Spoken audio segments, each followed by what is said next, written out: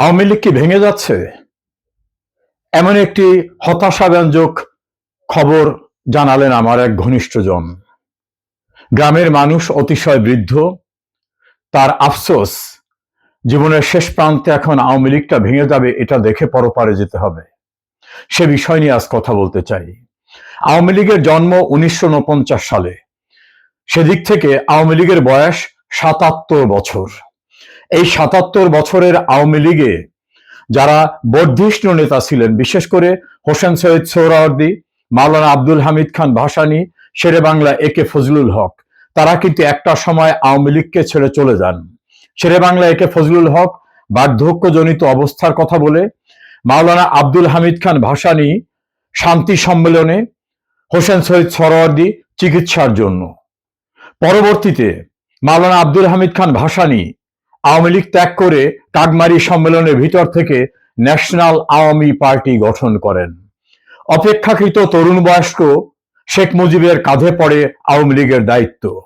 তিনি দলটাকে অসাম্প্রদায়িক করার জন্য মুসলিম শব্দটা বাদ দিলে কিছু রক্ষণশীল নেতারা আওয়ামী লীগ ছেড়ে চলে যান।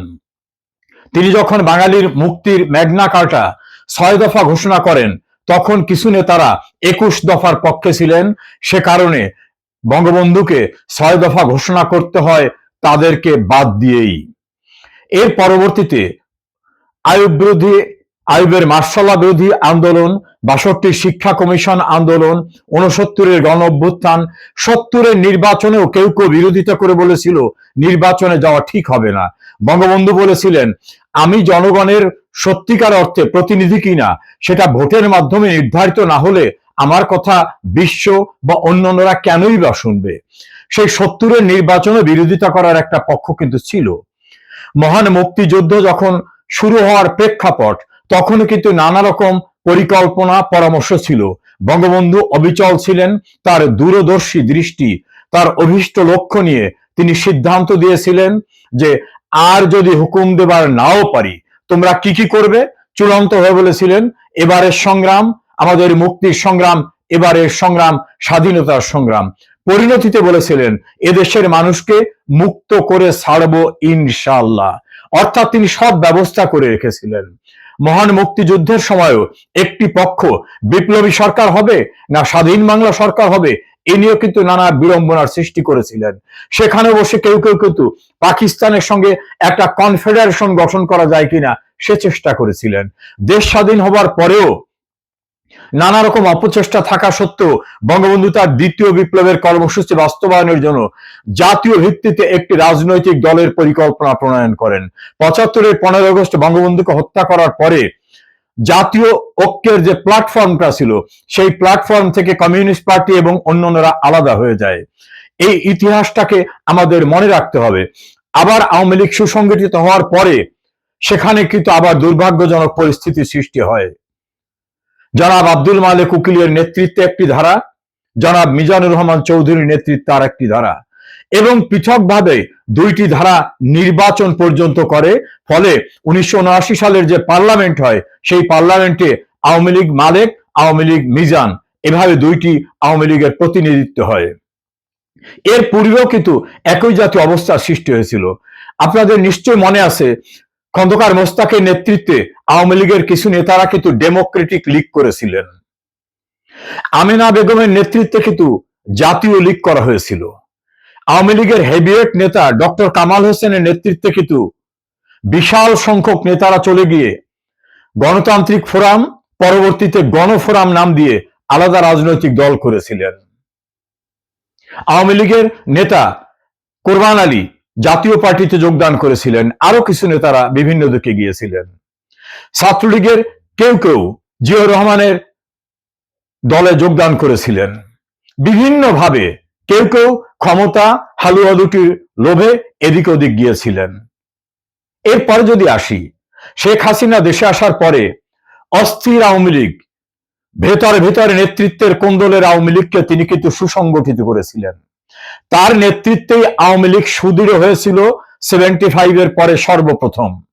তিনি আওয়ামী লীগকে ২১ বছরের রাজপথে থাকা অবস্থার থেকে উত্তরণ ঘটিয়ে রাষ্ট্র ক্ষমতা এনে বঙ্গবন্ধুর আদর্শের জয় বাংলার আওয়ামী লীগকে রাষ্ট্রীয় ক্ষমতা এনেছিলেন। যুদ্ধ অপরাধীদের বিচার করেছিলেন, বঙ্গবন্ধুর খুনিদের বিচার করেছিলেন, বুদ্ধিজীবী হত্যার বিচার করেছিলেন। নানাভাবে তিনি আওয়ামী লীগকে সুসংগঠিত করে প্রগতিশীল ধারায় নিয়ে এসেছিলেন। আপনাদের নিশ্চয়ই ভুলে যাবেন না, 1/11 2007 সালে আবার আওয়ামী লীগের ভিতরে সংস্কার নাম দিয়ে একটি ভিন্ন ধারা সৃষ্টির অপচেষ্টা হয়েছিল, কিন্তু কর্মীদের কঠোর প্রতিরোধের মুখে সেই ধারা কিন্তু সফল হতে পারেনি।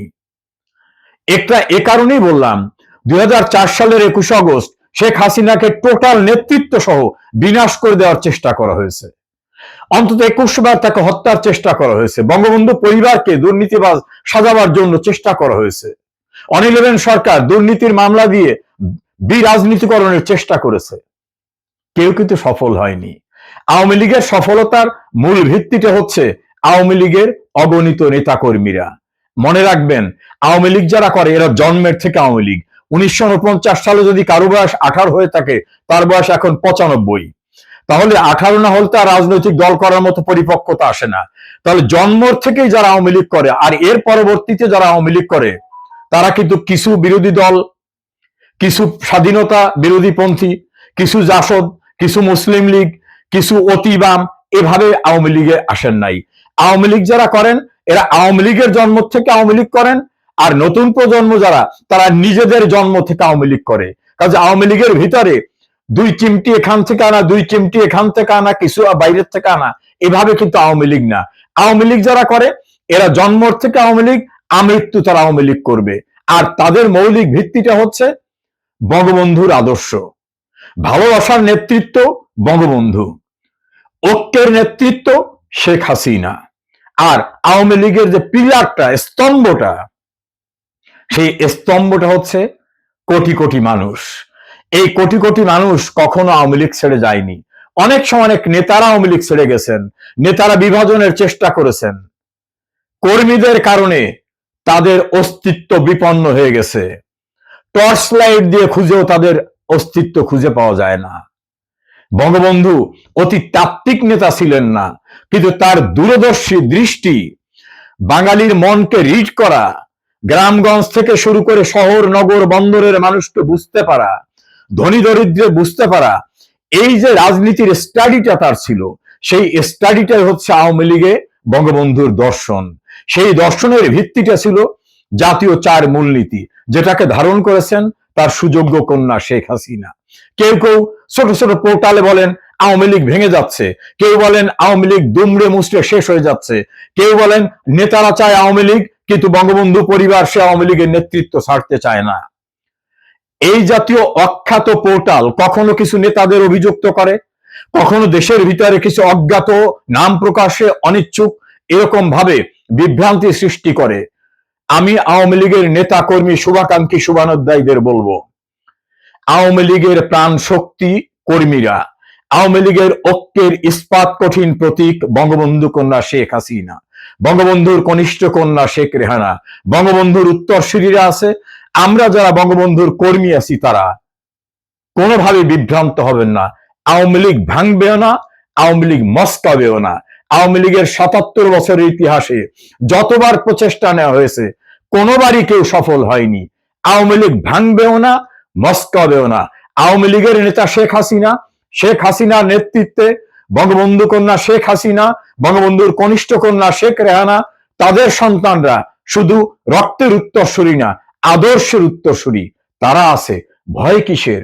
আমাদের একজন শেখ হাসিনা আছে, আমাদের একজন শেখ রেহানা আছে। বিশ্বাস রাখুন তাদের উপরে। অবিশ্বাস্যকে সফল করার, অন্ধকার থেকে আলোকবর্তিকে হাতে নিয়ে অপ্রতিরোধ্য গতিতে এগিয়ে যাওয়ার নেতৃত্ব শেখ হাসিনা। দুর্ভাবনার কোনো কারণ নেই। অখ্যাত অজ্ঞাত ভিডিও পোর্টাল অথবা ফেসবুকের লিংক থেকে ভয় পাবেন না। বিজয় সুনিশ্চিত, ইনশাআল্লাহ। আবার আমাদের ঋত গৌরব আমরা পুনরুদ্ধার করব। আওয়ামী লীগ আছে, আওয়ামী লীগ ছিল, আওয়ামী লীগ থাকবে, এবং শেখ হাসিনার নেতৃত্বেই আওয়ামী লীগ থাকবে, ইনশাআল্লাহ। জয় বাংলা।